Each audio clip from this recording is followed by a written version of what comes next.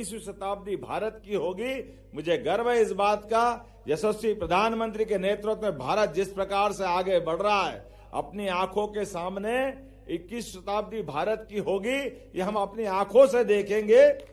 और इसको अंग्रेजी की भाषा में कहा, जी से उनने गरीब जोड़ा, य से वाई से उनने युवा जोड़ा, और ए से अन्नदाता, और ना से नारी। उन्होंने कहा युवा, महिला, किसान और गरीब, इन चारों को महत्व दो, अपने आप अपना देश आगे बढ़ जाएगा, दुनिया धन्य हो जाएगी। हमारी सरकार ने भी आज से ही युवा शक्ति मिशन के लिए उस ज्ञान की अवधारणा को आधार पे आगे बढ़ते हुए आज से राष्ट्र शक्ति मिशन का आगाज किया है। और ये हमारी अपनी भाषाओं के माध्यम से ज्ञान अर्थात ज्ञान से ध्यान की यात्रा, ये समूची रूप से राष्ट्र शक्ति के माध्यम से युवा शक्ति को जोड़ने के लिए मुझे इस बात की प्रसन्नता है। तो निश्चित रूप से फिर और कुछ बात की आवश्यकता नहीं पड़ेगी। निश्चित रूप से स्वामी विवेकानंद की वो भविष्यवाणी जो उन्होंने 125 साल पहले की थी कि आगाज करने के पीछे भाव ये कि युवा अगर सामर्थ्यशाली होगा, युवा अगर क्षमतावान होगा, युवा सुशिक्षित होगा, यशस्वी प्रधानमंत्री के माध्यम से 2015 में अंतर्राष्ट्रीय स्तर पर 2014 में यशस्वी प्रधानमंत्री ने शपथ ली।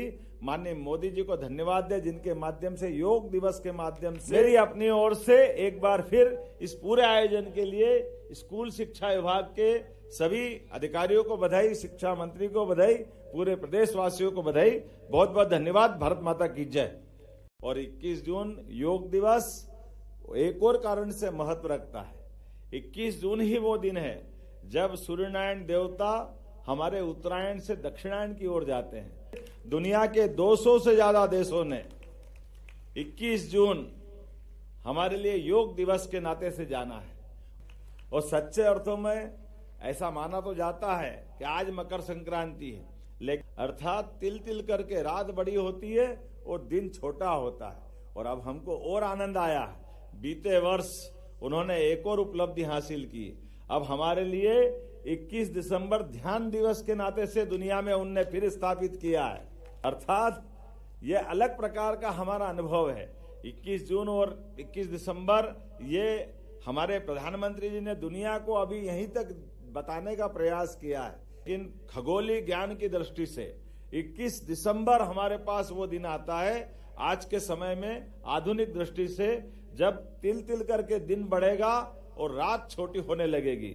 सूर्य के बगैर सृष्टि शून्य है, ये हमारे यहाँ आदिकाल से जाना जाता था। मुझे इस बात की प्रसन्नता है, सूर्य नमस्कार के माध्यम से भी 12 अलग अलग प्रकार के एक एक आसन कोई भी व्यक्ति किसी उम्र का भी सारे आसन करने की क्षमता रखता है।